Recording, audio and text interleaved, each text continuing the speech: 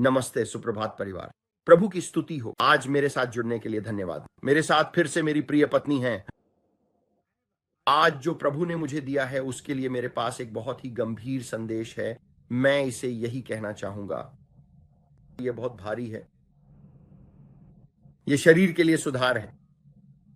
लेकिन आप जानते हैं, जब भी आपको ऐसा कोई संदेश मिलता है और आप भविष्य में झांकते हैं और जब आप दिलों को देखते हैं, आप देखते हैं कि प्रभु ने मुझे आज हमारे शहर के लिए प्रार्थना करते समय गाड़ी चलाते हुए बहुत कुछ दिखाया। और सच कहूं तो मुझे समझ नहीं आ रहा कि कहां से शुरू करूं या इसे कैसे सामने लाऊं,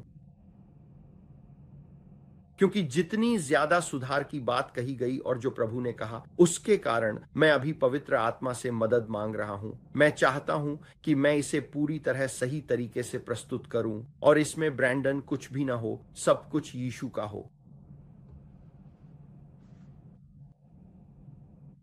ठीक है, तो यह है जो मैंने देखा। मैंने देखा कि एक बड़ी आर्थिक संकट आ रही है। यहां कुछ समय से मैंने इस तरह की आर्थिक स्थिति को नहीं देखा था। 1930 के दशक की तरह की मंदी, लेकिन और भी ज्यादा गंभीर। अब तक मैंने केवल आशीर्वाद ही देखा था, लेकिन प्रभु ने फिर से उस संकट के साथ आशीर्वाद को भी लाया।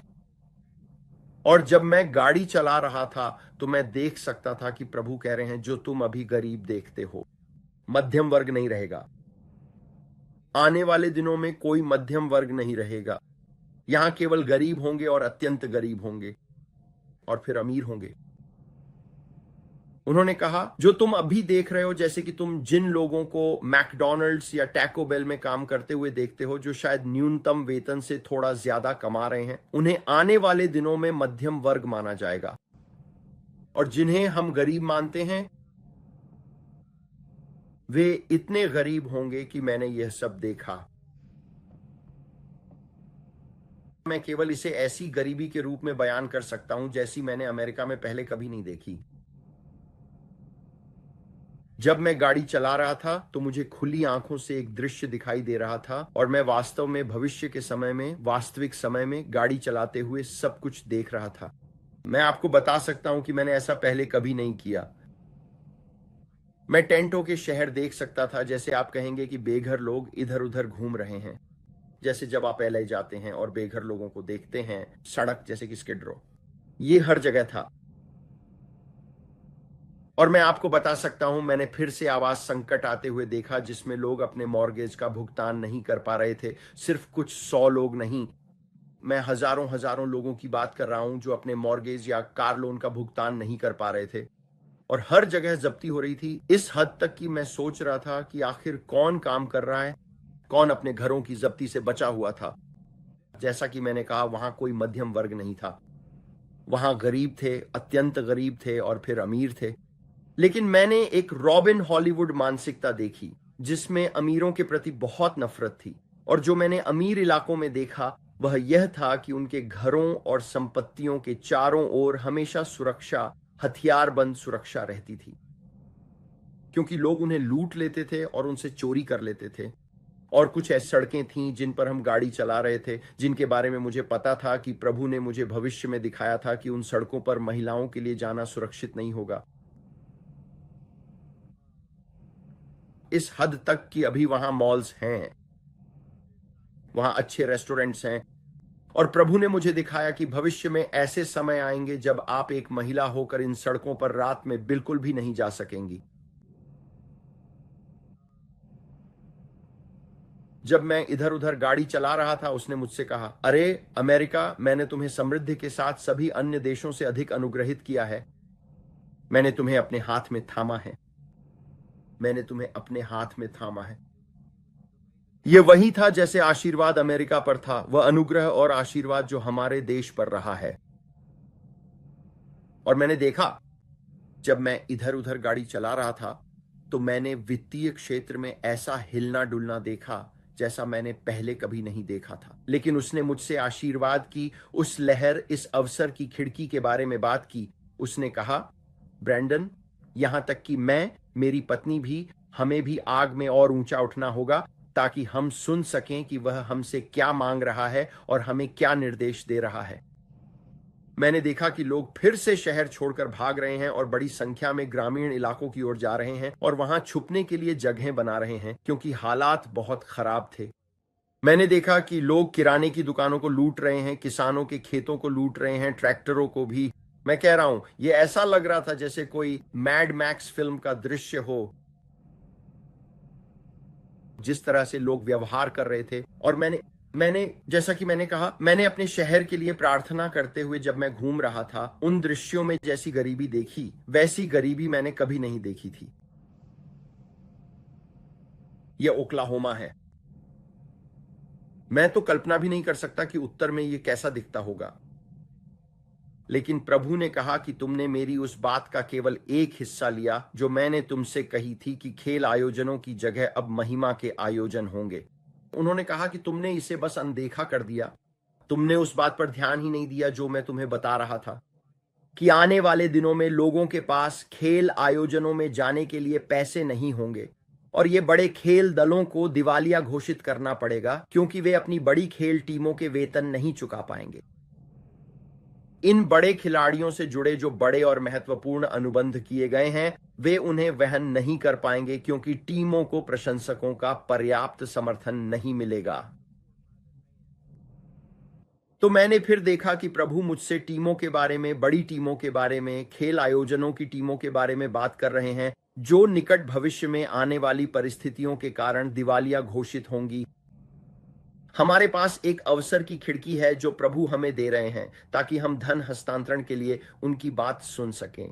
धन हस्तांतरण के लिए आपको क्या योग्य बनाता है? और प्रभु ने आपको बोने के बारे में और उस चीज के बारे में जो आपको कुछ कीमत चुकानी पड़ती है, बनाम केवल बाल्टी में डालने वालों के बारे में विशेष निर्देश दिए हैं जो आप बस दे देते हैं।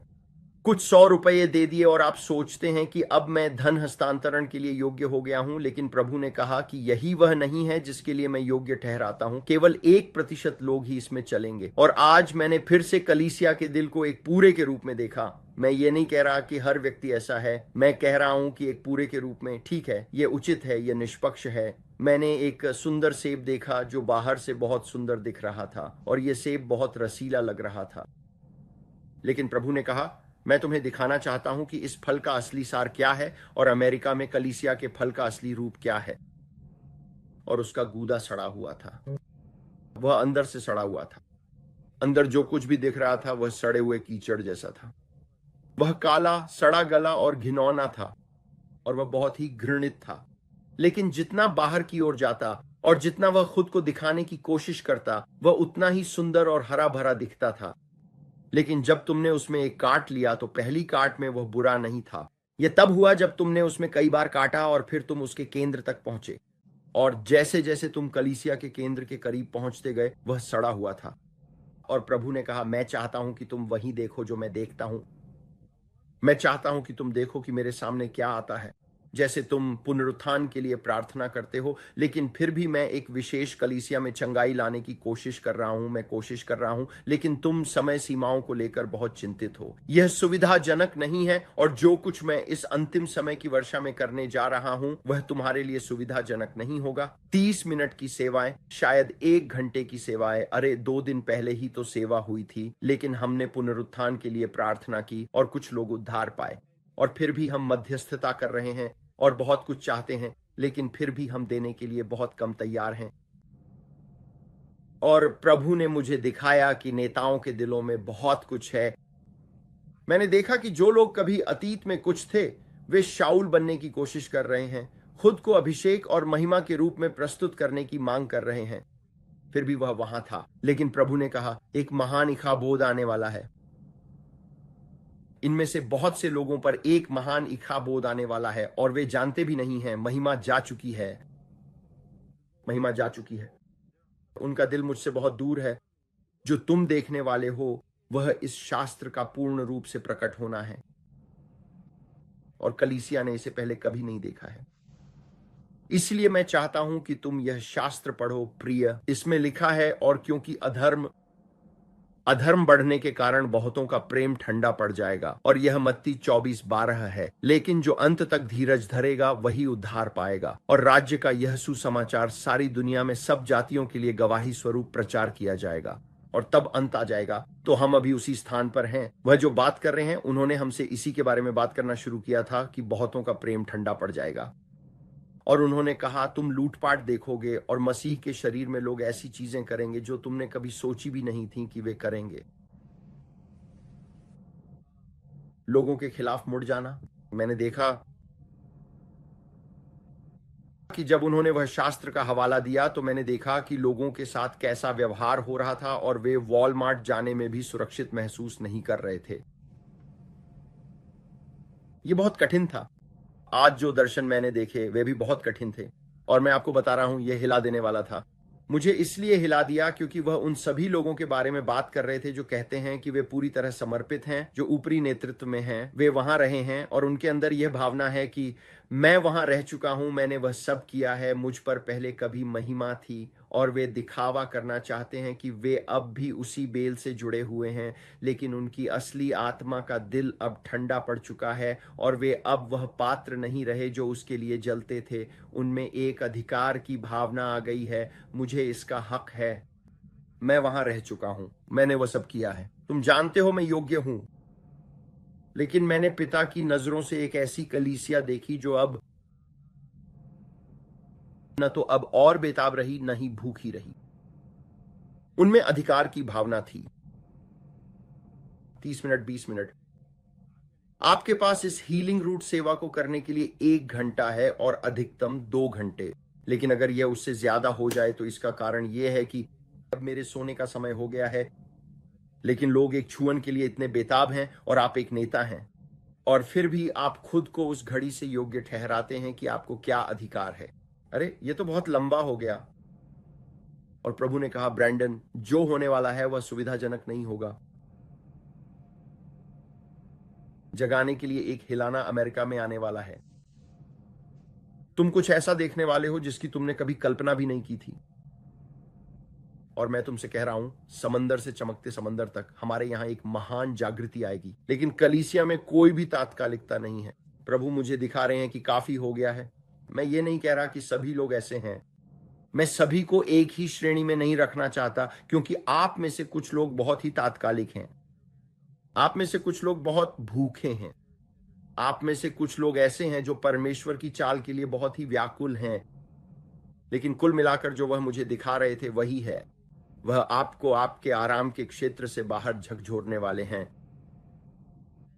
और उन्होंने कहा, ब्रेनन, जिन बहुत से लोगों को तुम देख रहे हो वे घर चले जाएंगे। मैं उन्हें दरवाजा दिखाने वाला हूं। वे अब और मंच के पीछे नहीं रहेंगे। मैं अब समाप्त कर चुका हूं। और जो तुमने पहले छुपे हुए पापों के जरिए छुपा लिया था, उन्होंने कहा, अब उन बातों का ऐसा पर्दाफाश होगा जैसा पहले कभी नहीं हुआ। मैं बात कर रहा हूं। मैंने इतने सारे नेताओं को देखा और उन्होंने मुझे खुली आंखों से दर्शन दिया और मैं उस पर विचार कर रहा था। यह बहुत ही अद्भुत था। मैं आत्मिक क्षेत्र में देख रहा था और मैं हर एक व्यक्ति के चेहरे को देख रहा था और वह मुझे उनके भीतर की गहराई और उनसे जो अपेक्षा कर रहा था वह दिखा रहा था। और उसने कहा, ब्रैंडन, बहुत सारा छुपा हुआ पाप और बहुत समझौता है जिसे वे इतने लंबे समय से छुपाते आ रहे हैं कि मानो वे बच निकले हों। और वे दिन अब समाप्त हो गए हैं। समझौते में चलने के वे दिन अब खत्म हो गए हैं। और यह महसूस करना कि तुम किसी चीज से बच निकले हो क्योंकि मैंने इतने लंबे समय तक उस पर कुछ नहीं किया, और तुम बच निकले कि तुम मंच से प्रचार कर रहे हो और तुम्हारे भीतर एक खुली खिड़की है जो पाप या जो भी हो समझौते के साथ खलिहान के जानवरों को अंदर आने दे रही है। यही मैं कहना चाहता हूं। और तुम कहते हो, ठीक है, मैं तो ये सालों से कर रहा हूं, सब ठीक है। लेकिन वे दिन अब खत्म हो गए हैं। और जैसे जैसे हम सितंबर में प्रवेश करेंगे, जैसे जैसे हम पतझड़ में जाएंगे, चीजों में एक ऐसी तेजी आएगी जो किसी की भी समझ से परे होगी, जैसा मैंने देखा है। और सच कहूं तो ये मुझे हिला गया। इसने मुझे मेरे उसके साथ चलने पर सवाल उठाने पर मजबूर कर दिया और मुझे यह कहने पर मजबूर किया, हे परमेश्वर, मुझे खोज और मुझे जान। हे पिता, अपने लहू के द्वारा मुझे अपने सामने उपस्थित कर। मैं तेरी ओर दौड़ता हूं, हे पिता। जैसे दाऊद जैसे हिरण्य पानी के लिए हाँफता है, वैसे ही मेरी आत्मा भी तेरे लिए तरसती है। मैं अब और चर्च का दिखावा नहीं करना चाहता। और मैं तुम्हें बता रहा हूं, मैंने एक बड़ा तूफान आते हुए भी देखा और उसने मुझे एक बड़े तूफान के बारे में चेतावनी दी थी। और जब यह बड़ा तूफान आएगा, उसने कहा, यह तूफान जो आने वाला है वह फ्लोरिडा के एक बड़े शहर पर इतना भयंकर होगा। मैंने एक तूफानी लहर देखी जो अब तक की सबसे बड़ी दर्ज की गई थी, जो एक बड़े शहर में आ रही थी। उसने कहा, यह तूफान कैटरीना को भी बच्चों का खेल बना देगा। उसने कहा, जो कुछ मैंने आते हुए देखा है उसके मुकाबले में। उसने कहा, इस शहर और सेक्स तस्करी के संबंध में मेरे सामने पाप का प्याला भर चुका है। और उसने कहा, इन शहरों और लोगों में, कुछ बड़े शहरों में इतनी ज्यादा जादू टोना और इतनी सारी बुरी चीजें हो रही हैं कि पाप का प्याला भर चुका है ब्रैंडन, और बोवाई और कटाई का समय तेजी से आ रहा है और अब तुम वह फसल देखने वाले हो जो उन्होंने बोई है। और मैंने देखा कि फ्लोरिडा के इस बड़े शहर में एक तूफानी लहर आई जो इतनी विशाल और इतनी बड़ी थी। मेरा मतलब है, यह किसी फिल्म के दृश्य जैसा लग रहा था। मछलियां तैर रही थीं, मैं बात कर रहा हूं कि डॉल्फिन शहर में तैर रही थीं, शार्क शहर में थीं। बहुत ही बड़ा, बहुत ही जबरदस्त तूफानी ज्वार था, क्योंकि यह तूफान इतना विशाल था। मौसम युद्ध के जरिए आनुवंशिक रूप से बदला गया। तूफान, जैसे हमने अभी देखा कि एक कैटेगरी 1 का तूफान कुछ ही घंटों में कैटेगरी 5 में बदल गया, ऐसा पहले कभी नहीं हुआ था। यह अचानक से 160 मील प्रति घंटे से भी ज्यादा की रफ्तार वाली हवाओं में बदल गया। दोस्तों, हम ऐसे समय में हैं जैसा पहले कभी नहीं देखा, और वह मुझसे तूफानों के बारे में बात कर रहे हैं। वह मुझसे आकाश और पृथ्वी में होने वाले चिन्हों के बारे में बात कर रहे हैं और जागने के लिए होने वाले कंपन के बारे में। और उन्होंने कहा, ब्रैंडन, लहर की सवारी करो, जो होने वाली है उसकी सवारी करो। आप इस समय में एक वित्तीय प्रवाह देखने वाले हैं। मैंने फिर से जेरमायाह पॉवेल को देखा। मैंने यह सब आते हुए देखा, ब्याज दरों के साथ जो कुछ भी हो रहा है। जैसा कि मैंने कहा, मैंने देखा कि आने वाले दिनों में वे लोगों के घर जब्त कर रहे हैं क्योंकि लोग अपने चुका नहीं पाएंगे। मैंने महंगाई देखी। मैंने ट्रंप को पैसे छापते हुए देखा। मैं बात कर रहा हूं जैसे आने वाले दिनों में छपाई मशीन चालू कर दी जाएगी। मैंने देखा इतना अधिक कृत्रिम पैसा आ रहा है क्योंकि उन्हें एहसास हो गया था कि टाइटैनिक डूब रहा है और वे इसे रोकने के लिए कुछ नहीं कर सकते। लेकिन वे आपको यह नहीं बताएंगे, सब कुछ बेहतर है, सब कुछ अच्छा है, हम अमेरिका को फिर से महान बनाएंगे। लेकिन सच में अमेरिका को फिर से महान बनाना संभव नहीं है दोस्तों, चाहे वे आपको कुछ भी कहें। मैंने इसे देखा है। प्रभु ने मुझसे कहा, ब्रैंडन, अमेरिका का कर्ज और हमारी स्थिति अब ऐसी जगह पहुंच गई है जहां से वापसी संभव नहीं है। चाहे वे कोई भी टैरिफ लगाने की कोशिश करें या टैरिफ की कीमतें बढ़ाएंगे या कुछ और, हम इसे ठीक कर लेंगे। मैंने देखा कि इसे ठीक करने का कोई तरीका नहीं था, कि वे आने वाले दिनों में एक विश्व मुद्रा लेकर आएंगे और उसे लागू करेंगे जिसमें डिजिटल डॉलर होगा, सब कुछ डिजिटल होगा। यह सब उस पशु व्यवस्था के अनुरूप होगा। हम पशु के चिन्ह की ओर बढ़ रहे हैं। क्या आप समझ रहे हैं? हम अंत के अंत की ओर बढ़ रहे हैं। यह अमेरिका को फिर से महान बनाने के बारे में नहीं है, या अमेरिका को फिर से वैसा बनाने के बारे में नहीं है। ईश्वर हमें और समय दे रहे हैं, एक ठहराव का समय। हम इसलिए टिके हुए हैं ताकि आप अपना घर व्यवस्थित कर सकें, ताकि अगर आप उसकी सुन रहे हैं तो आप अचानक पकड़े न जाएं। धिक्कार है उन पर जिन्होंने अपने पाप छुपा रखे हैं और इस समय पिता के हृदय की धड़कन और भविष्यवक्ताओं की बात नहीं सुन रहे हैं। उन्होंने उन्हें वैसे ही उठाया जैसे वे यिर्मयाह के थे। भविष्यवक्ता जिनके कान खुजला रहे थे, झूठे भविष्यवक्ता मेरा हृदय नहीं बोल रहे थे, लेकिन मेरे पास यिर्मयाह ब्रेनन वही कह रहा था जो मुझे उससे कहलवाना था। मेरा यिर्मयाह बनो, मेरे लोगों को खतरे के बारे में चेतावनी दो।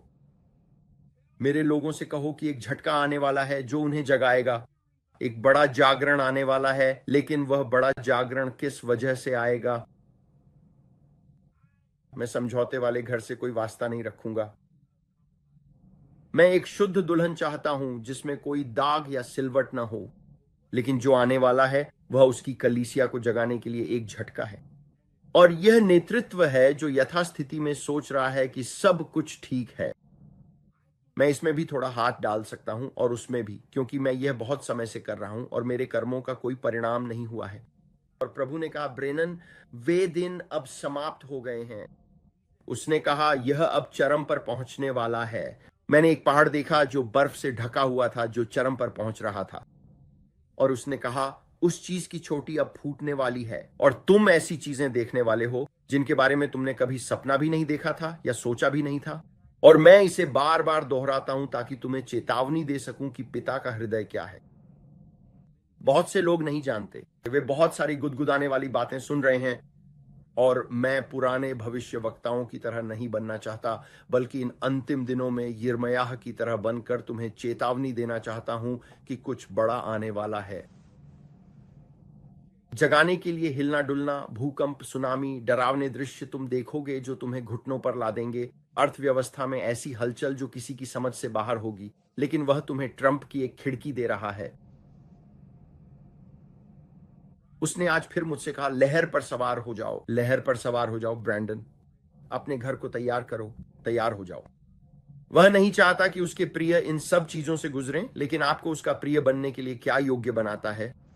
जब उसने कहा, तुमने मेरे नाम से भविष्यवाणी की, तुमने मेरे नाम से बीमारों पर हाथ रखा, तुमने मेरे नाम से दुष्ट आत्माओं को निकाला, मुझसे दूर हो जाओ, मैंने तुम्हें कभी नहीं जाना। उसने तुम्हें कभी भी नहीं जाना, तुम कभी उसके नहीं थे। तुम्हारा दिल वहां था नहीं, यह जुबानी सेवा थी, तुम समर्पित नहीं थे। यह कर्मों के बारे में नहीं है। मैं ये नहीं कह रहा कि यह कर्मों के बारे में है, लेकिन यह दिल के बारे में जरूर है। कुछ करने के लिए मेहनत करने और अभिषेक पाने की कोशिश करने में और यह करने की कोशिश करने में फर्क है, बनिस्बत इसके कि मेरा दिल सच में तुम्हारे लिए है और मैं तुम्हारे लिए बेताब हूं, बनिस्बत इसके कि मेरा दिल दुनिया के एक हिस्से में है और इसका एक हिस्सा, लेकिन मैं सिर्फ जुबानी सेवा करूंगा क्योंकि यह बाहर से सुंदर दिखता है, जैसे सेब बाहर से सुंदर होता है और हर कोई उस सेब को काटना चाहता है, लेकिन जब तक वे तुम्हारे असली स्वरूप के केंद्र तक नहीं पहुंचते। मैंने इतने सारे प्रचारकों को देखा जिनमें बहुत घमंड था, बहुत अहंकार था और बाहर से बहुत कुछ चल रहा था। हम पवित्र हैं, ओ भगवान, चलो उसे 30 मिनट तक आराधना करें, लेकिन उनके असली दिल में सब कुछ मैं के बारे में था। और मैंने कहा, उन्होंने कहा, तुमने कितनी बार इन लोगों के आसपास जाने के लिए कहा है? और वह कहता है, जानते हो, जब भी मेरी बेटी, वह हमेशा कहती है, डैडी मैं यहां जाना चाहती हूं, मैं यह करना चाहती हूं, मैं वह करना चाहती हूं। और एक पिता के रूप में तुम कहते हो, नहीं, मैं जानता हूं कि वे बच्चे असल में कैसे हैं और मैं नहीं चाहता कि जो कुछ उन पर है वह तुम पर आ जाए। तुम कुछ खास लोगों के आसपास जाने की अनुमति मांग सकते हो। वे बाहर से कितने अच्छे लगते हैं, कितने कूल हैं, वे लोकप्रिय हैं, मैं उनका हिस्सा बनना चाहता हूं। और प्रभु ने मुझसे कहा, मैं नहीं चाहता कि जो कुछ उन पर है वह तुम पर आए, क्योंकि तुम नहीं जानते कि वे असल में अंदर से कौन है। मैं तुम्हारी वैसे ही रक्षा कर रहा हूं जैसे तुम अपने बच्चों की करते हो।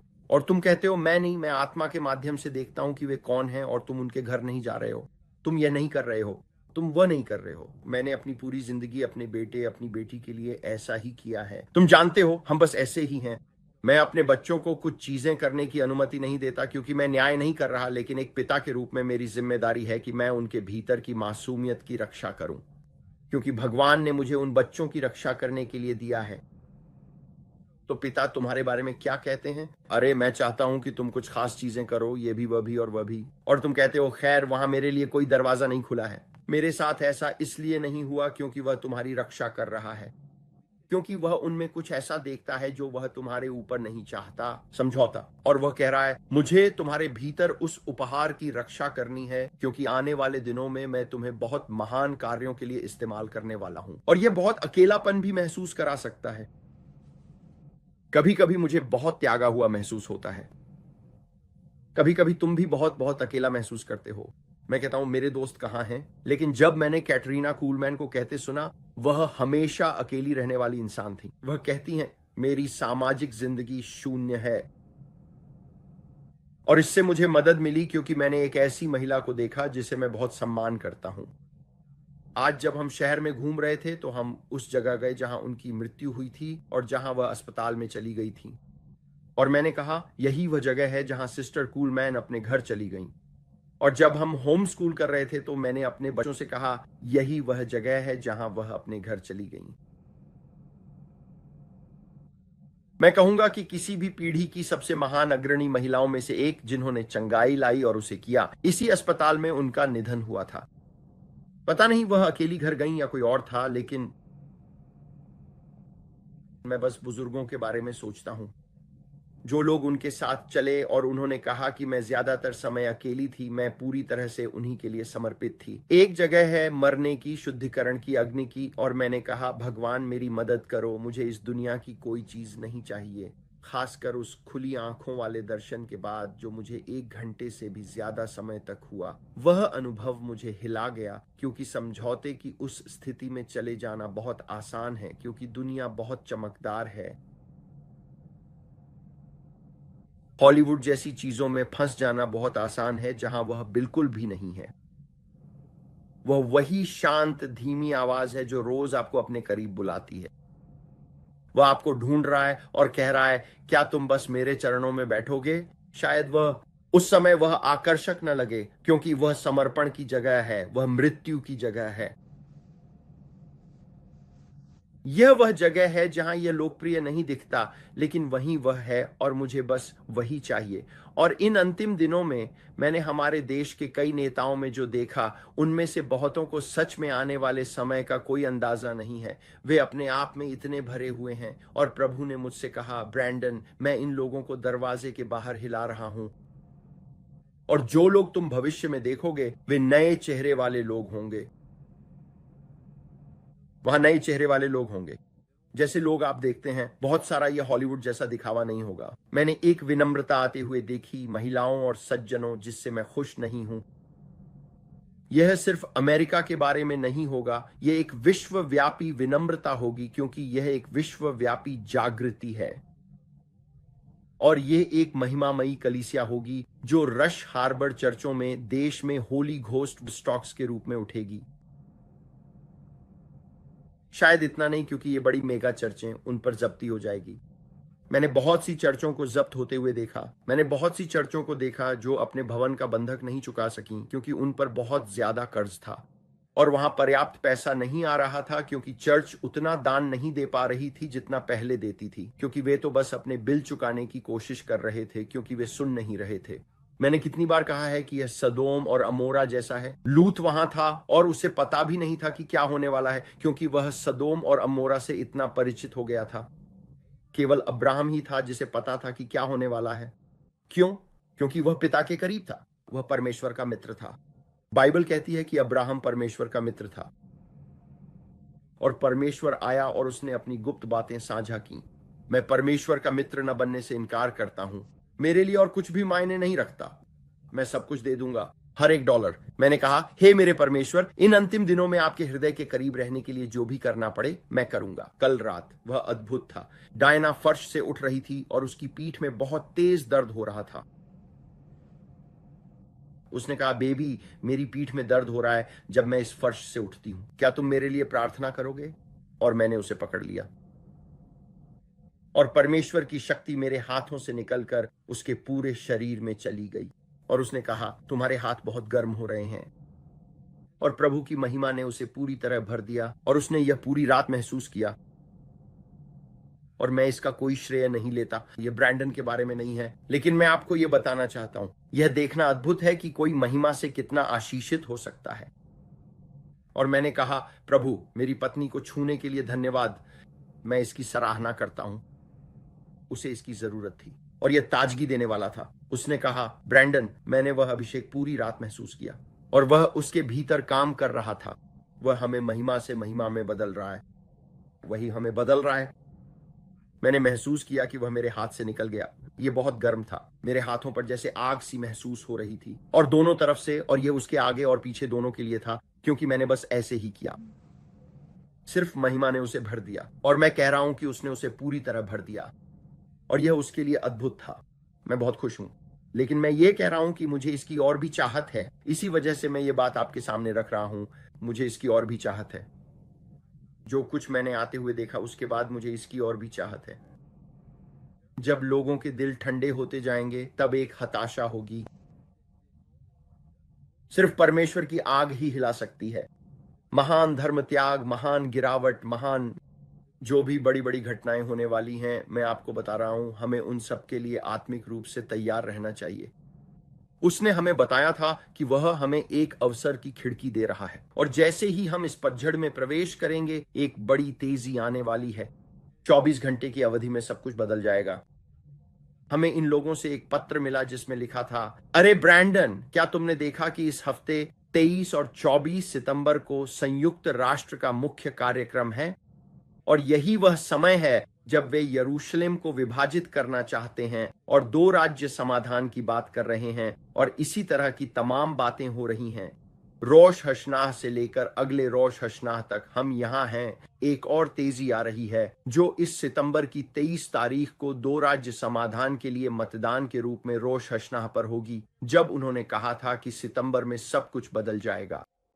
पवित्र सप्ताह के दौरान इस विषय पर चर्चा करने की इच्छा के बारे में, रक्त चंद्र ग्रहण का होना, 7 अरब लोगों के लिए नंबर 7 पर देखना जो अद्भुत है, 7-11,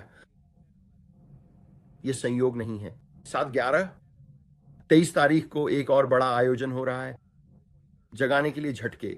ये वे बातें हैं जिनके बारे में प्रभु हमें बार बार बताते रहते हैं। और फिर लोग कह रहे हैं, ब्रैंडन, क्या तुमने उस हार्वर्ड प्रोफेसर के बारे में नहीं सुना जो इस एलियन चीज के बारे में बात कर रहा है? आने वाला है जब अगले कुछ महीनों में या जो भी हो, अक्टूबर तक या जैसा भी हो। दोस्तों, मैंने आपसे कहा था कि हम कुछ ऐसा देखने वाले हैं जो एक बहुत बड़ा धोखा होगा। तो क्या मैं व्हाइट हाउस में आज लेश्चिंस्की के साथ जो हुआ उससे चिंतित हूं? खैर, हम एक शांति समझौता करने जा रहे हैं, हम ये सब करने जा रहे हैं। मैं प्रार्थना करता हूं कि ऐसा हो, मैं प्रार्थना करता हूं कि ऐसा हो। मैंने आपको बताया कि मैंने क्या देखा, क्या चर्चा हुई और इसके लिए क्या जरूरी होगा। अब क्या वे इस बात पर सहमत हुए कि वे जमीन छोड़ देंगे? मुझे नहीं पता असल में क्या कहा गया था, मेरे पास सब कुछ सुनने का समय नहीं था, लेकिन मैं आपको बताने जा रहा हूं, मैंने देखा कि मैक्रों और इन अन्य नेताओं के रूप में घटनाएं घटित होने की कोशिश कर रही थी। वे वो नहीं हैं जो वे खुद को बताते हैं। मैंने आपको बताया कि मैंने क्या देखा, बच्चों के साथ होने वाले सेक्स तस्करी, खेल आयोजनों और उस अंधकार के बारे में क्या चौंकाने वाला था। यहां तक कि इटली के प्रधानमंत्री ने भी कहा, सारे बच्चे कहां गए? हजारों यूक्रेनी बच्चे जिनका अपहरण कर लिया गया है। और एक मां और दादी के रूप में हर एक बच्चे को उसके परिवार के पास वापस जाना चाहिए। यह भी इन वार्ताओं में हमारी मुख्य प्राथमिकताओं में से एक होनी चाहिए कि यह सुनिश्चित किया जाए कि बच्चे यूक्रेन वापस अपने परिवारों के पास लौटें। हमें उन बच्चों को उनके परिवारों के पास वापस लाना होगा।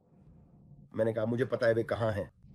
मैंने कल आत्मा में देखा जब हम प्रार्थना कर रहे थे और प्रभु मुझे दिखा रहे थे कि इन बच्चों की तस्करी की जा रही है। वहां अंधकार था और प्रभु ने कल रात फिर से गुप्त रोगों के बारे में बात की, बहुत ही घिनौनी बातें। और मैं आपको बता रहा हूं, इन लोगों पर न्याय आने वाला है जो इन छोटे बच्चों के साथ बुरा कर रहे हैं। और फिर लोग कहते हैं ये लड़के और लड़कियां दोनों हैं, जैसा मैंने देखा।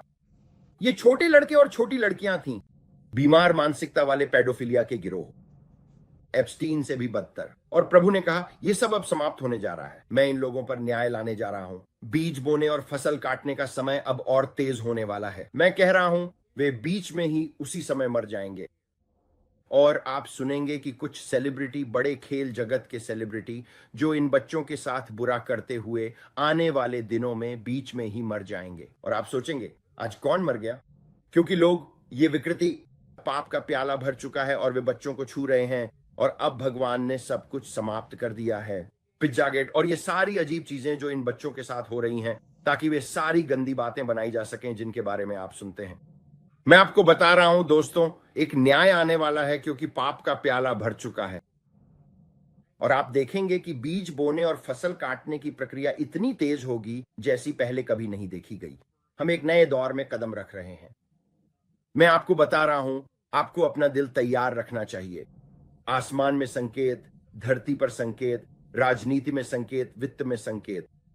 वह एक महान हिलाकर पुनरुत्थान लाने जा रहे हैं। मुझे पता है कि मैं ये सारी बातें कहता हूं जो सुनने में बहुत कठिन है, लेकिन मुझे आपको बताना ही है, मुझे बताना ही है। आज ये बात मुझे भी झकझोर गई। मैं प्रार्थना करता हूं कि मेरे दिल में जो गंभीरता थी वह इस वीडियो के माध्यम से आप तक पहुंचे, कि आप मेरी बात सुने और बहुत देर होने से पहले पश्चाताप करें। प्रभु ने हमसे कल बात की और कहा, बहुत से लोग नर्क में जाएंगे और वापस आकर आपको बताएंगे कि दूसरी ओर क्या देखा है। याद है जब उन्होंने यह कहा था?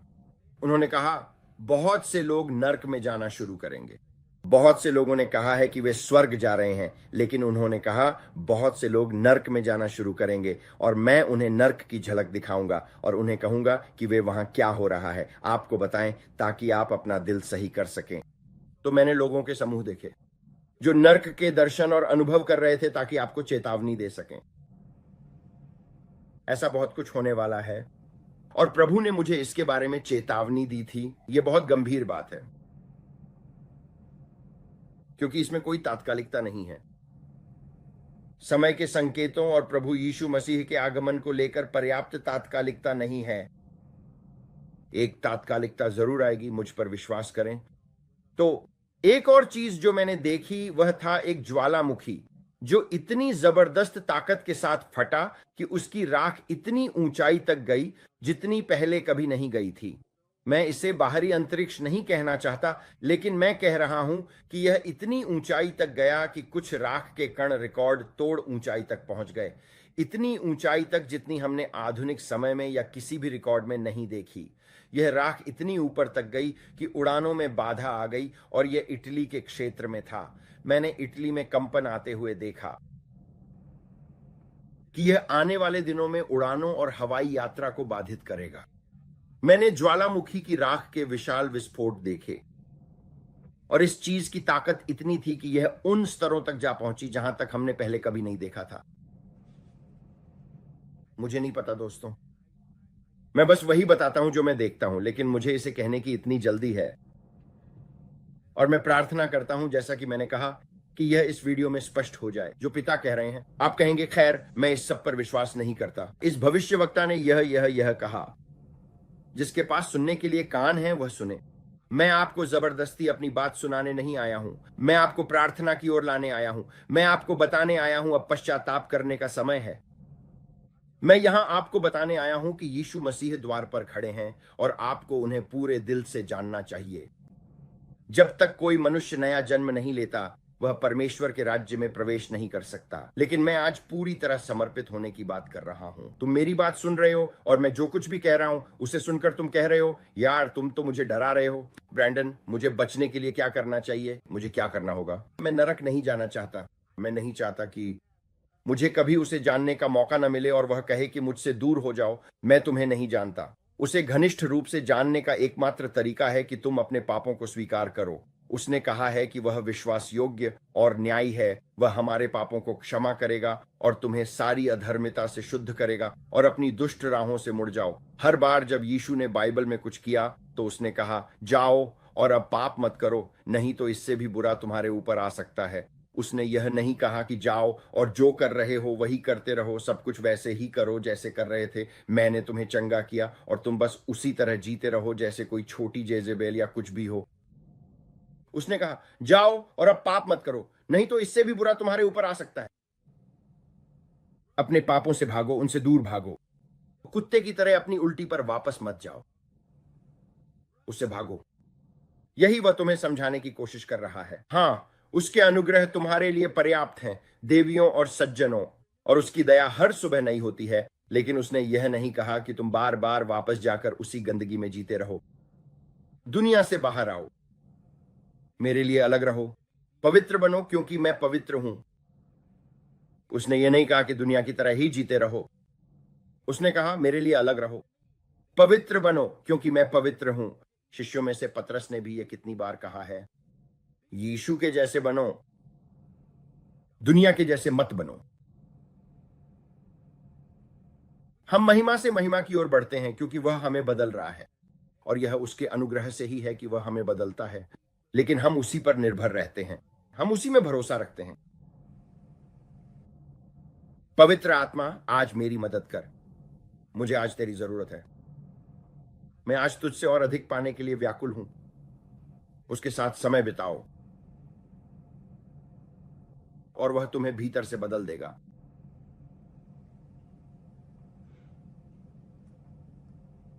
तो मैं अभी तुम्हारे लिए पापी की प्रार्थना कहने जा रहा हूं। अगर तुम चाहो, अगर तुम भटक गए हो, अगर तुम एक भटका हुआ मसीही हो, समझौता भरी जिंदगी जी रहे हो, इधर उधर सो रहे हो, नशा कर रहे हो, ये सब कर रहे हो, मैं यहां तुम्हें दोषी ठहराने नहीं आया हूं। मैं यहां ये बताने आया हूं कि अब घर लौटने का समय आ गया है।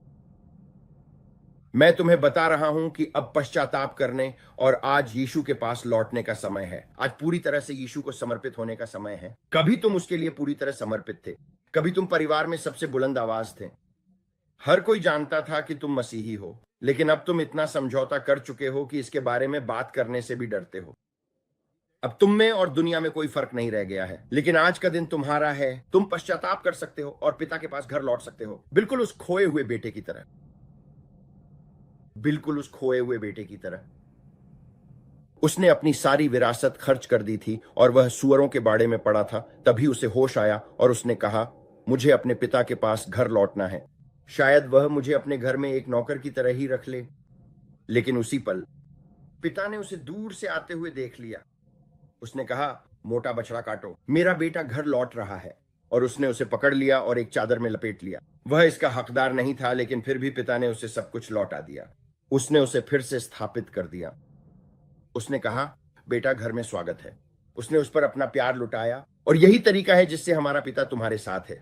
उसने कभी भी तुमसे मुंह नहीं मोड़ा, तुमने ही उससे मुंह मोड़ा।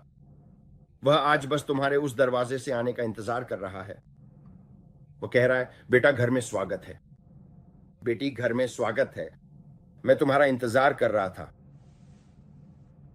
भले ही तुमने मुझे छोड़ दिया, मैं तुम्हारा घर में स्वागत करता हूं। यही वह आज तुमसे कहता है, मैं तुम्हारा घर में स्वागत करता हूं।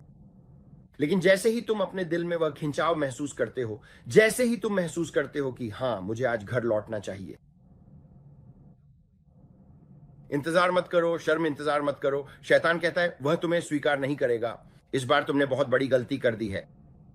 ईश्वर के लिए माफ न कर पाने जैसा कुछ भी बड़ा नहीं है। मुझे फर्क नहीं पड़ता कि तुमने क्या किया है। जिस पल तुम उसका पश्चाताप करते हो, उससे मुंह मोड़ लेते हो। यीशु मसीह वहीं खड़े हैं, तैयार हैं तुम्हें अपने लहू से धोने के लिए।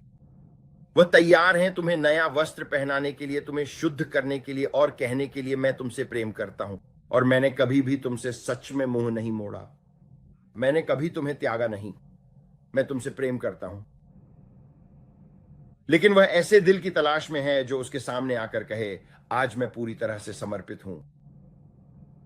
तो मैं यह प्रार्थना कहना चाहता हूं, मैं यह प्रार्थना कहने जा रहा हूं और हम बस तुम्हारा फिर से स्वागत करने जा रहे हैं। वह 99 को छोड़कर उस एक के पीछे जा रहा है।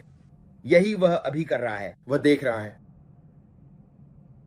तो मैंने जो भी बातें कही हैं और जो भी आने वाला है, उसमें तुम्हें शामिल होने की जरूरत नहीं है। हम महिमामयी कलीसिया का हिस्सा हैं। क्यों? मुझे नहीं लगता कि मैं उसमें शामिल नहीं हूं। मेरा घर, हम उसकी तलाश कर रहे हैं। हमारे दीपक तेल से भरे हुए हैं।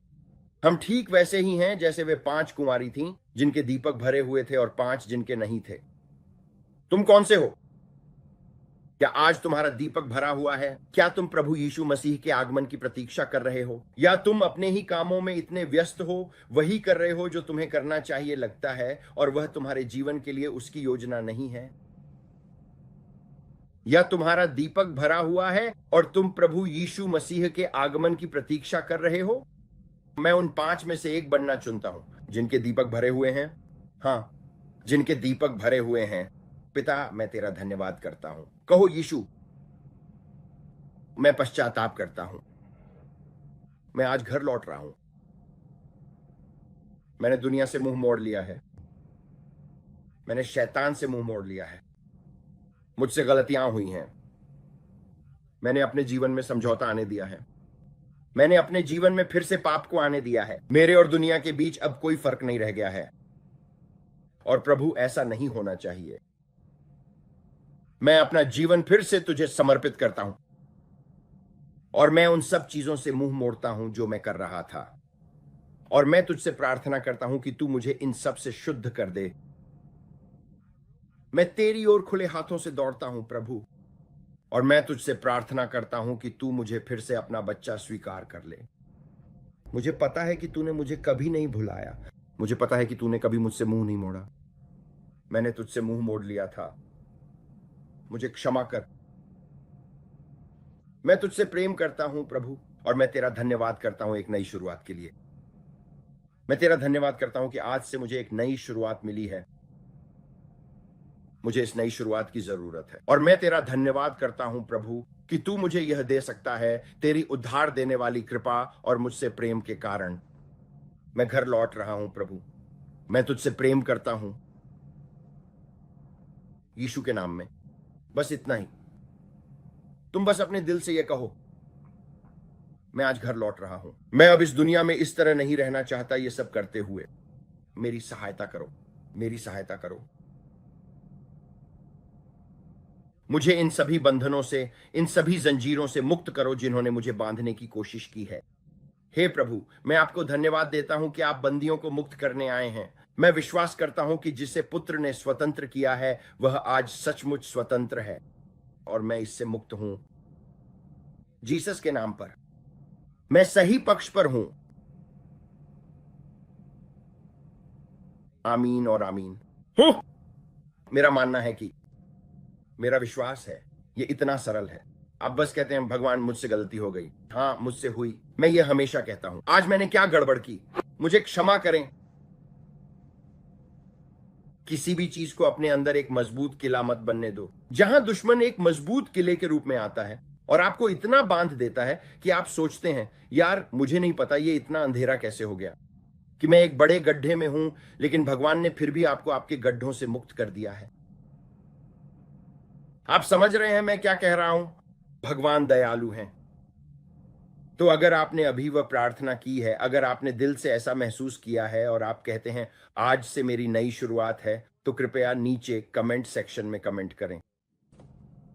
हमें आपके साथ खुश होने दीजिए कि आप आज घर लौट आए हैं। हमें, मुझे और डायना को आपके साथ खुश होने दीजिए। हमें आपके साथ खुश होने दीजिए कि आपने फिर से सबसे अच्छा फैसला लिया है। बस यह कहने के लिए कि हाँ, मैं फिर से पूरी तरह समर्पित हूं, मुझसे गलती हो गई थी लेकिन मैं फिर से वापस आ गया हूं। मैंने आज फिर से अपना दिल यीशु मसीह को दे दिया है और मैं फिर से पूरी तरह समर्पित हूं और मैं आज से एक नई शुरुआत करने जा रहा हूं। आइए हम आपके साथ नीचे खुशियां मनाएं। हमारे इस YouTube चैनल के परिवार को भी आपके इस फैसले पर आपके साथ खुश होने दीजिए जो आपने आज लिया है। कुछ भी इतना बड़ा नहीं है और कुछ भी इतना छोटा नहीं है। ईश्वर ने सबके लिए कीमत चुका दी है, देवियों और सज्जनों। और मुझे विश्वास है कि आज बहुत से लोग घर लौट रहे हैं। तो आज मैंने जो भी बातें कही हैं, मुझे नहीं पता कि यह सब कब होगा। मुझे बस इतना पता है कि प्रभु ने हमें एक अवसर दिया है और वह लगातार मुझसे इसके बारे में बात कर रहे हैं। इस अवसर को व्यर्थ मत जाने दीजिए।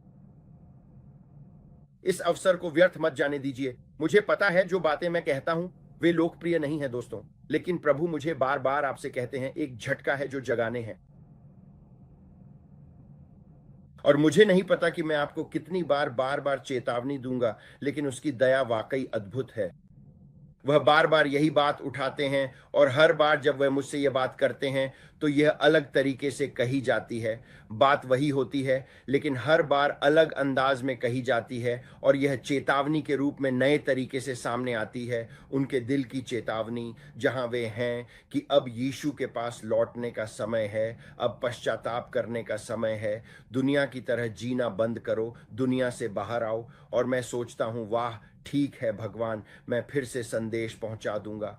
फिर कुछ हफ्ते बीत जाते हैं और मुझे लगता है कि सब कुछ बदल गया है, लेकिन फिर वह उसी बात पर लौट आते हैं और मैं सोचता हूं अच्छा ठीक है, ओह वाह ठीक है। और फिर यह इतना गंभीर हो जाता है और आप महसूस करते हैं और यह इतना भारी हो जाता है और मैं गाड़ी चला रहा हूं और सोच रहा हूं हे प्रभु यह तो बहुत। जब मैं आत्मा में प्रार्थना कर रहा था और इस पर विचार कर रहा था तो मुझे ऐसा लगा जैसे मेरे ऊपर 500 पाउंड का बोझ है। यही महसूस हो रहा था इस मध्यस्थता में, शहर के लिए प्रार्थना करना, चर्च के लिए प्रार्थना करना और हमारे शरीर के रूप में जहां हम हैं उसके लिए प्रार्थना करना। और आप सोचते हैं ओह नहीं, क्या हम यह सब छोड़कर सीधे जागृति रिवाइवल तक नहीं जा सकते? लेकिन उन लोगों तक पहुंचने के लिए जो गहरी नींद में हैं, उन्हें जगाने के लिए क्या करना पड़ेगा? मुझे लगता है वह इसी जगह पर है। क्या करना पड़ेगा? इतने सारे लोग हैं जिनका दिल ठंडा पड़ गया है, बहुत से लोग हैं जिनके दिल समझौते में हैं और वे सोचते हैं कि वे ठीक हैं और कुछ भी असर नहीं कर रहा। कोविड एक चेतावनी थी, पहली चेतावनी। उसने कहा मैंने पुकारा और पुकारा और पुकारा और अब मैं जगाने के लिए एक झटका लेकर आया हूं। और उसने कहा लेकिन अगर वे इस बार नहीं जागे तो मैं कुछ और भेजूंगा। चर्च को जगाने के लिए कुछ और आएगा।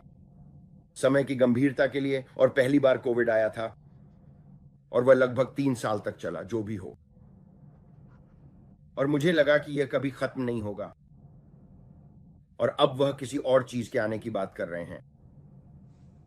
और मैं सोच रहा हूं दोस्तों, उन्होंने कहा कि इस बार लोग जागेंगे, इस बार लोग सच में जागने वाले हैं। हे भगवान, कितने लोग कोविड से गुजर गए, इन सब चीजों से कितने लोग अपने घर चले गए। मैं बहुतों को जानता था, लेकिन मैं जानता हूं कि आप सही पक्ष पर हैं। कौन है जो प्रभु के पक्ष में है? कौन है जो प्रभु के साथ है? हम वे लोग हैं जो शेष बचे हैं, जो फसल के लिए, जागृति के लिए प्रतीक्षा कर रहे हैं। क्या यह सब भगवान ने किया? नहीं। बीज बोने और फसल काटने का समय कभी नहीं रुकता। जो कुछ भी मनुष्य बोता है वही वह काटेगा, बस। आप बीज बोते हैं, आप फसल काटते हैं, बस। तो मूल रूप से बात यह है कि हम बीज बोने और फसल काटने के पूरे प्रभाव को देखेंगे जब बात इन शहरों की आती है, जब बात इन चीजों की आती है। और आप सोचेंगे, वाह, ऐसा क्यों लग रहा है जैसे यह न्याय है? यह न्याय नहीं है, यह बीज बोने के समय की तीव्रता है। मुझे चाहिए कि आप मेरी बात सुने। जो होने वाला है वह भगवान का न्याय नहीं है, यह इच्छाबोध नहीं है। ऐसा लगेगा जैसे भगवान की महिमा चली गई है। मैं आप सभी को जो बताने की कोशिश कर रहा हूं वह यह है कि यह भगवान का न्याय नहीं है, यह बीज, समय और फसल की तीव्रता है। और बाइबल में स्पष्ट रूप से लिखा है कि जो कुछ भी मनुष्य बोता है वही वह काटेगा भी। और क्योंकि आपको लगता है कि आप कुछ करके बच गए हैं, अनुग्रह अनुग्रह, ओ कोई बात नहीं, मैं इतने समय से छुपा पाप कर रहा हूं और कभी भी उस पर कोई न्याय नहीं आया। अचानक वे देखेंगे कि बीज, समय और फसल की प्रक्रिया तेज हो रही है, और आप जो कुछ भी बोएंगे वही काटना शुरू कर देंगे। इसीलिए मैं कहता हूं कि फसल खराब होने की प्रार्थना करो, पश्चाताप करो और उस रास्ते से हट जाओ, इसके बजाय कि आपने जो बोया है उसकी फसल आपके दरवाजे पर एक बड़ी गंदी पैकेज के रूप में आ जाए। क्योंकि आप में से कुछ के पास कुछ बुरे बीजों से बुरी फसल आने वाली है, और आपके दरवाजे पर एक बड़ी गंदी पैकेज आ रही है। और आप कहेंगे, क्या मुझे कभी पता ही नहीं था कि मेरे पास यह है? लेकिन आप अब तक पाप में जी रहे थे और सोच रहे थे कि सब ठीक है, और गंदी पैकेज आ रही है। सच्चा पश्चाताप मतलब है उससे मुड़ जाना। हाँ, उससे मुड़ जाना। और यह दुखद है क्योंकि बहुत कम लोग, यहां तक कि मसीह की देह में भी मैंने उन्हें देखा है, वे समझौते में जी रहे हैं। ये बहुत ज्यादा है। और प्रभु ने मुझसे कहा, उन्होंने कहा, ब्रैंडन, हमेशा खुद को भी जांचते रहो। मैं खुद को जांचता हूं। वो मुझसे कह रहे हैं, खुद को भी जांचो। तुम्हारी गैस भी गुलाब जैसी नहीं महकती। जब तुम हवा छोड़ते हो तो वो गुलाब जैसी नहीं महकती। खुद को भी जांचो। समझ रहे हो मैं क्या कह रहा हूं? ब्रैंडन परफेक्ट नहीं, यहां कोई परफेक्ट नहीं। हमारी हवा बदबू करती। कोशिश है कि असली बने।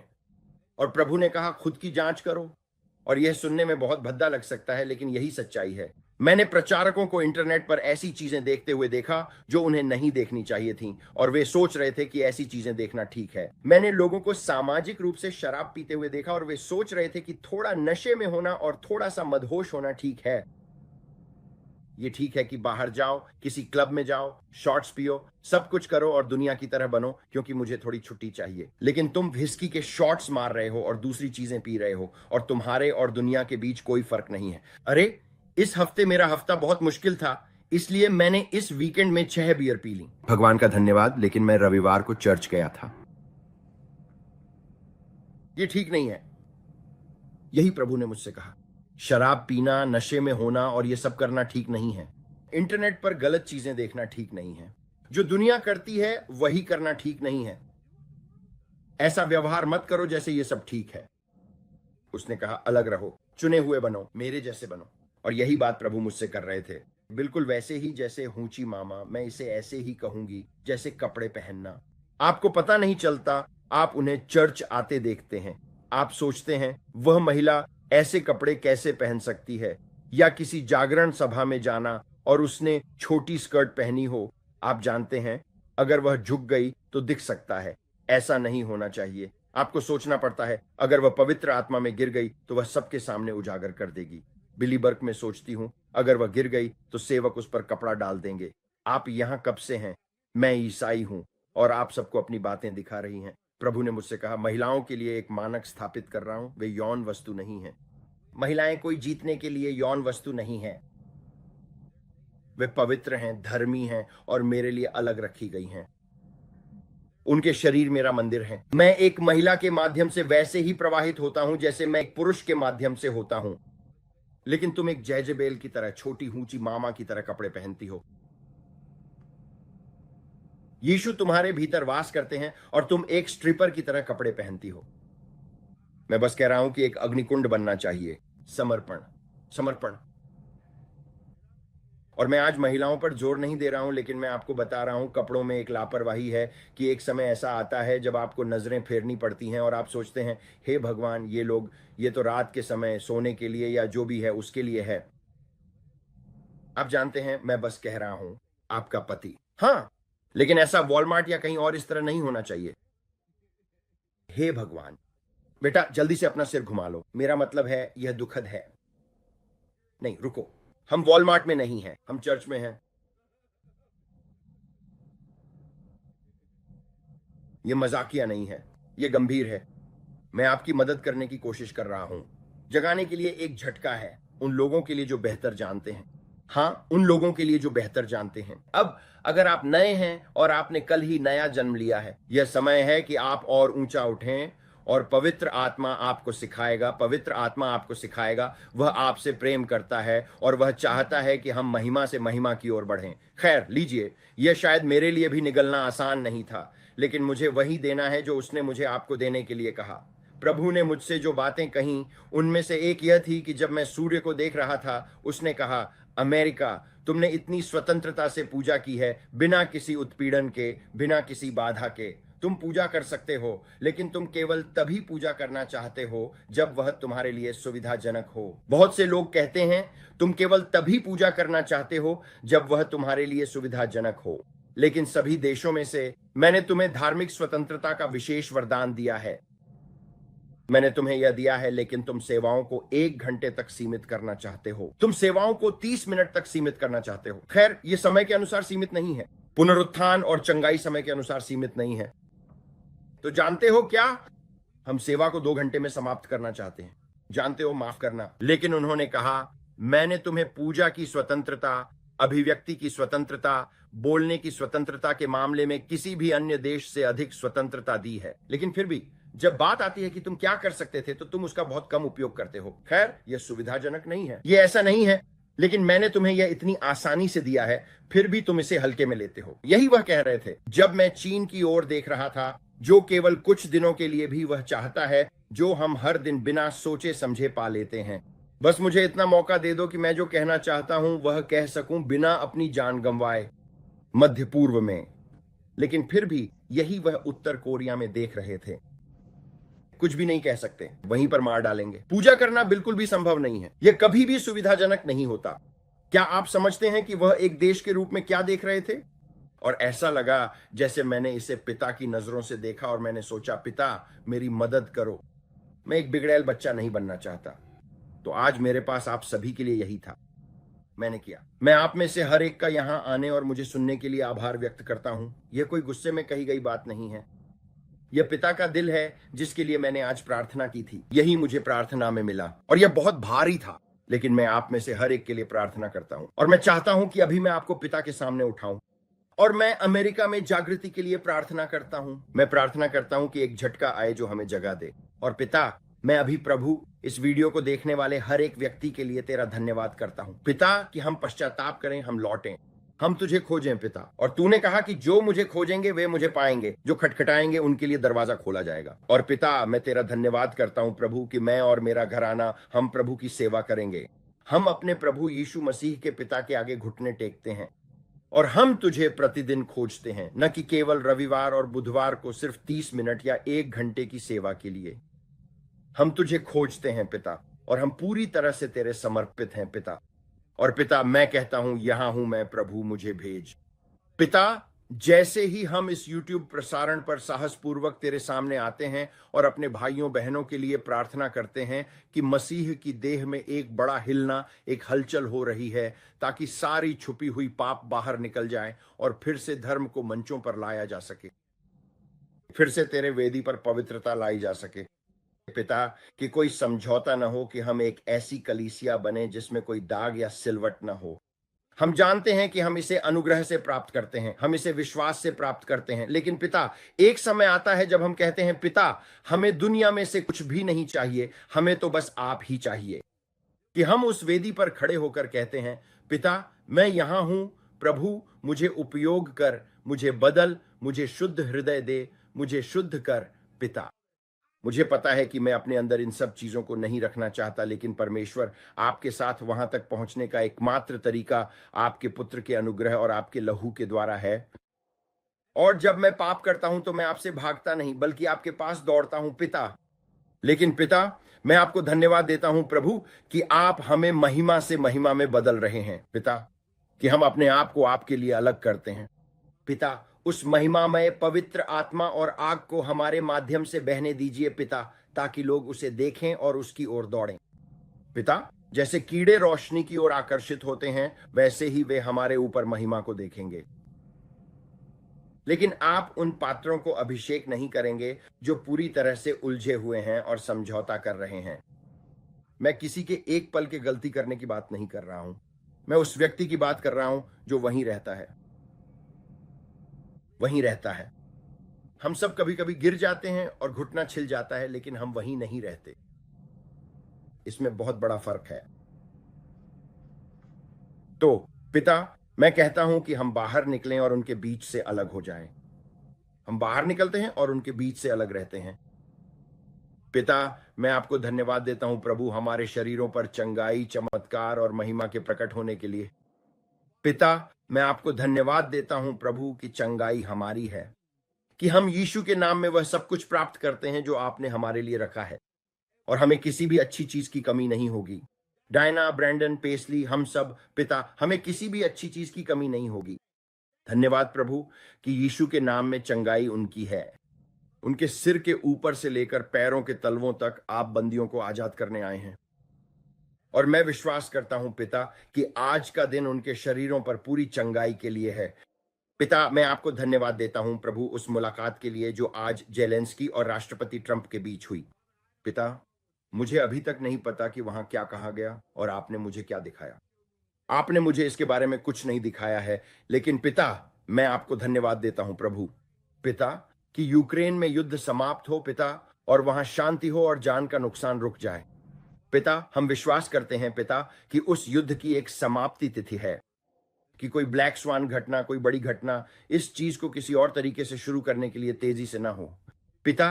कि हमारे पास बुद्धि हो, कि डोनाल्ड ट्रंप के पास यह समझदारी हो कि वह एक ईश्वरीय समझदार तरीके से नेतृत्व करें। और यदि इन अंतिम दिनों में शांति हो पिता, तो आप हमें जागृति की एक झलक, जागृति की एक खिड़की दें। जैसे जैसे हम देखते हैं कि यह चीज बढ़ने की कोशिश कर रही है पिता, मैं आपको धन्यवाद देता हूं कि आप चीजों को शांत करते हैं पिता। शांति है पिता, एक जागृति के लिए जगाओ पिता, कलीसिया में जागृति लाओ, कि पिता लोग उनके बीच से बाहर आएं और पश्चाताप करें, क्योंकि एक महान हिलाना होने वाला है हमारे मौसम में, हमारी अर्थव्यवस्था में, हमारी राजनीति में, आकाश में। इन सब का परिणाम चाहे जो भी हो, मैं हमेशा शांति के लिए प्रार्थना करता हूं। हम हमेशा लोगों की जिंदगियों के लिए प्रार्थना करते हैं और कि बच्चे सुरक्षित रहें। यही हमारी सोच है इन सब बातों में, यही हमारा रुख है। हम कल्पना की दुनिया में नहीं खो जाते और न ही सब कुछ बस होने देते हैं, लेकिन हम हमेशा अपने नेताओं के लिए प्रार्थना करते हैं और राष्ट्रों पर शांति के लिए प्रार्थना करते हैं, ताकि परमेश्वर अपनी शांति का मार्ग दिखाए और लोग किसी भी प्रकार की आपदा में अपनी जान न गंवाएं। हमारा काम है हमेशा शांति के लिए प्रार्थना करना, चाहे कुछ भी हो सकता है हमें यह दिखाई न दे, हो सकता है हम युद्ध में बढ़ोतरी देखें। मैंने युद्ध में बढ़ोतरी देखी है, लेकिन फिर भी मैं अपने नेताओं के लिए प्रार्थना करता हूं और हम प्रार्थना करते हैं कि बुरी चीजें ना हो। मसीही लोग अच्छे के लिए विश्वास करते हैं, शैतान बुरा है और परमेश्वर अच्छे हैं, और यही हमारा रुख है पिता। मैं आपको धन्यवाद देता हूं प्रभु, चंगाइयों, महिमा और पादरियों के लिए। हम आपके प्रचारकों, शिक्षकों, भविष्यवक्ताओं और 5 गुणी सेवकाई के लिए धन्यवाद करते हैं। हम उनकी आत्माओं में जागृति का आह्वान करते हैं पिता। हम आपको धन्यवाद देते हैं कि आप उन्हें परमेश्वर के हृदय की ओर वापस ला रहे हैं, आप उन्हें उस धड़कन की ओर ला रहे हैं, आप उन्हें पश्चाताप और यीशु मसीह के आगमन का प्रचार करने की ओर ला रहे हैं पिता। कि आपका समय समाप्त हो रहा है और चर्च जाग जाए और उस गहरी नींद से बाहर आ जाए जिसमें वे अब तक थे। कि वे जाग जाएं, पश्चाताप करना शुरू करें और अरबों की संख्या में यीशु के पास लौट आएं। मैं लाखों की बात नहीं करूंगा, अरबों। धन्यवाद पिता कि यह आत्माओं की सबसे बड़ी फसल होगी जो इस दुनिया ने पहले कभी नहीं देखी। और हम आपको धन्यवाद देते हैं प्रभु कि यह चर्च का सबसे महान समय है। और पिता कि हमारे पास ब्रश हार्बर चर्च होंगे और हमारे देश में बड़े बड़े जागरण होंगे। हम आपके आत्मा की ऐसी अद्भुत वर्षा देखेंगे जैसी पहले कभी नहीं देखी। प्रभु, समय के संकेतों के लिए धन्यवाद। पिता, सितंबर के लिए धन्यवाद। पिता, इस वर्ष के बाकी समय के लिए धन्यवाद। इस साल के केवल 4 महीने बचे हैं। और पिता, हम आपको धन्यवाद देते हैं प्रभु कि ये हमारे द्वारा पहले कभी देखे गए सबसे महान समय होंगे। पिता, वित्तीय आशीर्वाद की वर्षा हमारे साथ शुरू होगी और हम वहां होंगे फसल काटने के लिए। पिता, जो कुछ भी बोया गया है हम यीशु के नाम पर उस भूमि का अच्छा फल काटेंगे। धन्यवाद प्रभु कि हम हमेशा सही समय पर सही स्थान पर होते हैं, वही करते हैं जो आपने हमें करने के लिए बुलाया है। हम आपकी आवाज सुनते हैं और किसी अजनबी की आवाज का अनुसरण नहीं करेंगे। हम आपको धन्यवाद देते हैं प्रभु, चंगाइयों के लिए पिता, छुटकारे के लिए और यीशु के नाम पर विवाहों की पुनर्स्थापना के लिए। और हम कहते हैं आमीन और आमीन। अगर आप आज यहाँ हैं और आपने हमारी कोई वीडियो पहले कभी नहीं देखी है तो आज इसका हिस्सा बनने के लिए धन्यवाद। देखने के लिए धन्यवाद। हमारे साथ बने रहने के लिए धन्यवाद। मुझे पता है कि कभी कभी मेरी कही कुछ बातें सुनना आसान नहीं होता, लेकिन मुझे विश्वास है कि मैं वही सुनता हूं जो प्रभु आपको कह रहे हैं। अगर आप कर सकें तो सब्सक्राइब करें, सब्सक्राइब करें, सब्सक्राइब करें, नोटिफिकेशन बेल पर क्लिक करें, लाइक बटन पर क्लिक करें, थम्स अप पर क्लिक करें। हमारी मदद के लिए एल्गोरिदम में जो भी कर सकते हैं करें। हम इसके लिए सच में आभारी हैं। और उन सभी कम्युनियन कप्स के लिए धन्यवाद जो लोगों ने हमें भेजे हैं। कम्युनियन के लिए, पानी के लिए धन्यवाद। लोग बहुत दयालु रहे हैं। पानी और भोज कप, मेरा मतलब है मैंने डायना से कहा, लोगों ने कहा है अमेजन। हाँ, अमेजन ऑन ऑर्गेनिक या Amazon commuter cup, commuting cup, यह अच्छा है। लोग बहुत दयालु हैं, धन्यवाद। हाँ, सीधे अमेजन से, इसकी प्रशंसा करना। आपका बहुत बहुत धन्यवाद। भगवान आपका भला करे। मैं शब्दों में बयान नहीं कर सकता, आप जानते हैं। और फिर उन्होंने मुझे ये पानी की बोतलें भेजी और मैंने सोचा, आप जानते हैं कितना अच्छा है ना, लोग हम पर बस प्यार लुटा रहे हैं और मैं बस धन्यवाद कहना चाहता हूँ। भगवान आप सभी को आशीर्वाद दें। हमेशा इतना दयालु दिल रखते हैं। हमेशा 1 गिलास पानी के लिए, 1 कप कम्युनियन जूस के लिए कोशिश करते हैं। मैंने कहा, वाह, लोग बस आप पर प्यार लुटा रहे हैं। मैंने डायना से कहा, मैंने कहा, देखो तुमने कभी इनमें से कुछ भी मांगा नहीं, वे बस तुम्हें भेज देते हैं, बस एक आशीर्वाद बनकर। मैं बस धन्यवाद कहना चाहता हूँ। कई डिब्बे आए हैं और लोग बस नोट्स में लिखते हैं, हम बस आपसे प्यार करना चाहते हैं। ऐसा लगता है, वाह, भगवान आप सबको आशीर्वाद दें। फिर से आपके समर्थन के लिए धन्यवाद। हमेशा यहाँ हमारे साथ प्रार्थना करने के लिए धन्यवाद। यहाँ तक कि जब भी मैं इस तरह के शब्द साझा करता हूँ, मैं इसकी सच में सराहना करता हूँ। भगवान आप सभी को आशीर्वाद दें। हमारे साथ जुड़ने के लिए धन्यवाद। धन्यवाद। डायना को ये बहुत पसंद है, हमें दोनों को पसंद है। हम आप सभी से बहुत प्यार करते हैं। हाँ, याद रखिए, अपने चेहरे पर मुस्कान रखिए। प्रभु ने कहा, प्रार्थना करो। हम स्कूल में बच्चों की सुरक्षा के लिए प्रार्थना करते हैं। धन्यवाद प्रभु। स्कूल में बच्चों के चारों ओर सुरक्षा की एक बाड़ है जब वे स्कूल वापस जाते हैं। मैंने कहा था, उस वीडियो को याद करो जिसमें मैंने आपको अपने शहर और स्कूल में अपने बच्चों के चारों ओर खून का दावा करते हुए गाड़ी चलाने के लिए कहा था। इसे किसी और के लिए मत छोड़िए, आप खुद कीजिए। आप माँ हैं, आप पिता हैं। आप बाहर जाइए और अपने बच्चों के लिए प्रार्थना कीजिए और कहिए, प्रभु के दूतों, चारों ओर जाओ और मेरे बच्चों के स्कूल जाने पर उनकी रक्षा करो। उनके खिलाफ बनाई गई कोई भी हथियार सफल नहीं होगी। 1000 उनके बाएं गिरेंगे और 10,000 उनके दाएं, लेकिन कुछ भी उनके पास नहीं आएगा। जब वे स्कूल जाते हैं वे सुरक्षित हैं। कोई गोलीबारी नहीं, कोई आपदा नहीं, कुछ भी नहीं, कोई बदमाशी नहीं, कुछ भी नहीं। हम प्रभु के लहू की दुहाई देते हैं, भले ही बच्चे स्कूल में बदमाशी का शिकार हो रहे हों। मैं अधिकार लेता हूं क्योंकि हमारा संघर्ष मांस और खून से नहीं है। तो हम आपका धन्यवाद करते हैं प्रभु। हम उस आत्मा पर अधिकार लेते हैं जो उस बच्चे में काम कर रही है, जो मेरे बच्चे को तंग कर रहा है। मैं अपने बच्चे को स्कूल के बदमाश से तंग नहीं होने दूंगा। हम उस आत्मा पर अधिकार लेते हैं जो उस लड़के या लड़की के अंदर है, जो मेरे बच्चे को तंग कर रहा है।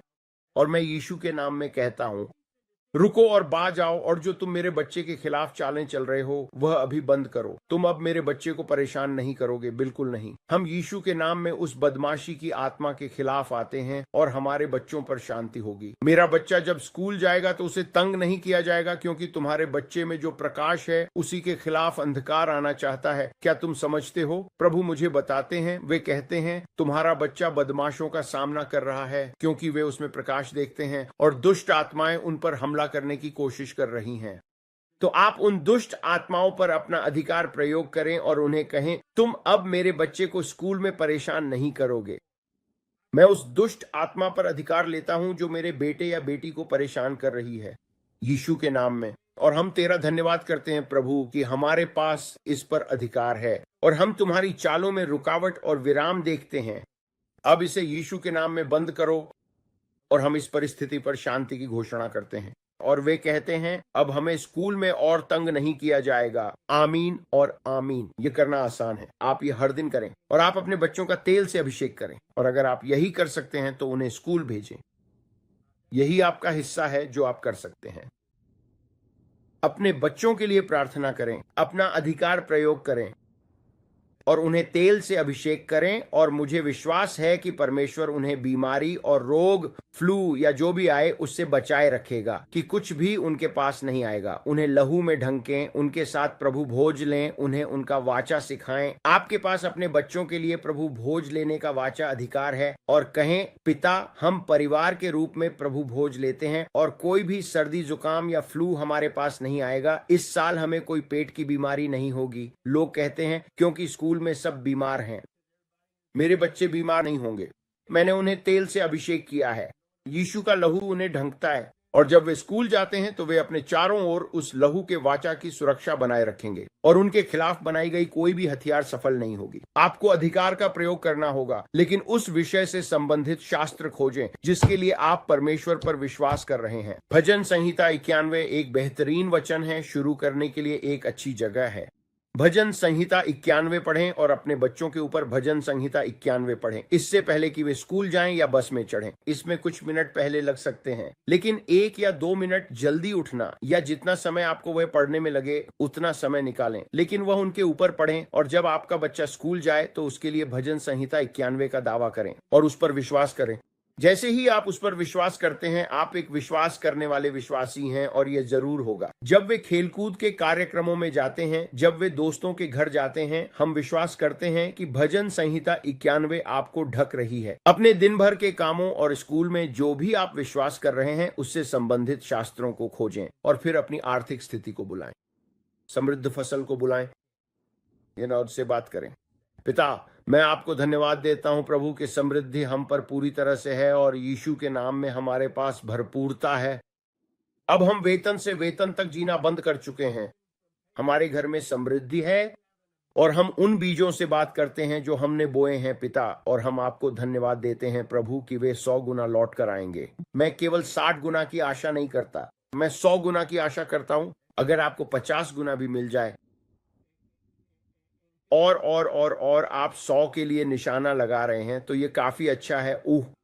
1 मिलियन में से 50, 5 लाख जब आप विश्वास कर रहे हैं तो ये काफी अच्छा है। अगर आप देख नहीं पा रहे हैं तो मैं कहूंगा, देखिए, अगर मैं $1 मिलियन की उम्मीद कर रहा हूं और मुझे 5 लाख मिल जाते हैं तो वह भी एक अच्छा दिन है। आप समझ रहे हैं मेरी बात? परमेश्वर की स्तुति हो। इसलिए छोटी शुरुआत को तुच्छ मत समझो, लेकिन मेरा मतलब है कि यह भी एक बहुत बड़ी शुरुआत है। मैं बस यही कहना चाहता हूं, आप समझ रहे हैं ना? मैं आप सबको बताने की कोशिश कर रहा हूं, बड़ा विश्वास करो। लेकिन अगर आपका विश्वास केवल 30 गुना तक है और आपको उतना ही वापस मिलता है तो निराश मत होइए, कम से कम आपको फसल तो मिल रही है। मैं बस यही कहना चाहता हूं।